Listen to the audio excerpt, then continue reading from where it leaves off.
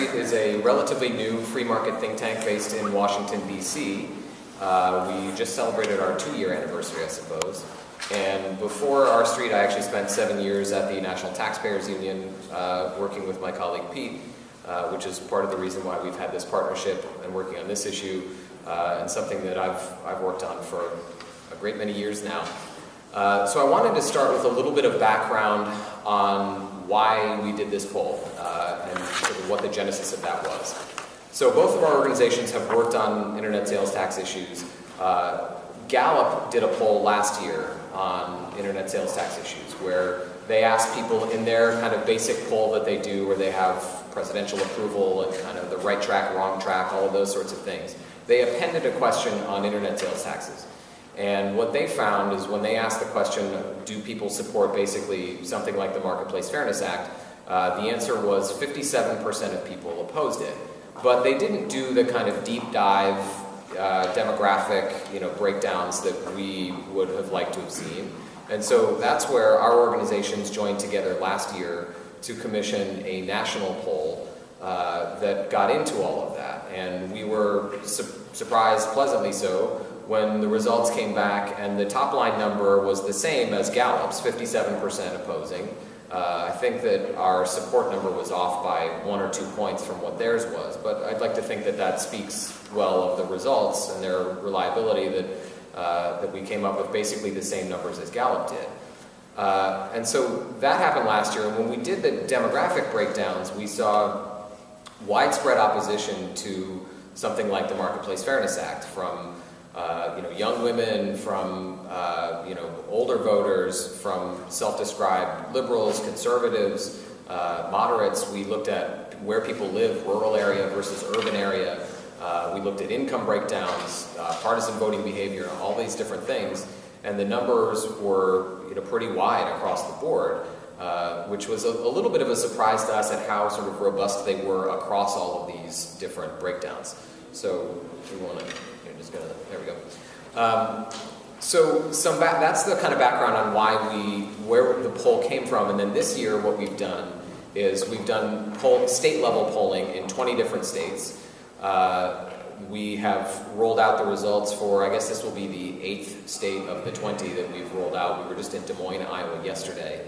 And so we've been doing this in all of these states to try to take a kind of state-level temperature on this issue as well. We know what kind of the national numbers say, but those can differ, of course, from place to place. So that's the background of the poll. The background on the issue, some folks have been in these trenches for a long time, and so this may be old news, but for those who aren't aware, basically what current law says about sales taxes in the internet is this, that a state cannot force a business to collect and remit its sales tax unless that business has a physical presence in the state, a tangible physical presence of some sort. Generally that means a warehouse, some full-time employees, a storefront, something like that.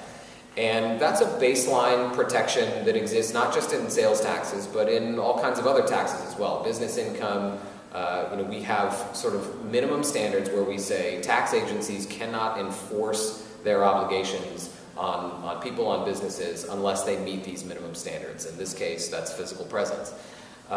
So states have tried to overturn this for years. This dates back to a 1992 Supreme Court decision where there was a catalog retailer that was based in Delaware that was selling into to folks in North Dakota, but had no physical presence in North Dakota. And what the court said is that sort of physical presence standard. And states have been trying to overturn this ever since then.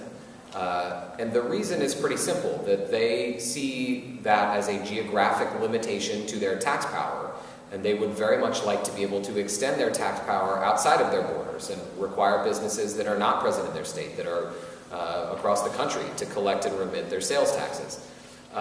So that's where the kind of genesis of this movement to change that comes from. The manifestation of that on the national level is the Marketplace Fairness Act. And what the Marketplace Fairness Act would do, in essence, is say to states, you are allowed to empower your revenue agencies to require tax collection from businesses that are located outside your jurisdiction, outside your borders, if they sell to consumers in your state. So that's the sort of crux of the Marketplace Fairness Act, what it does. And from our perspective, this is a really dangerous expansion of state tax authority.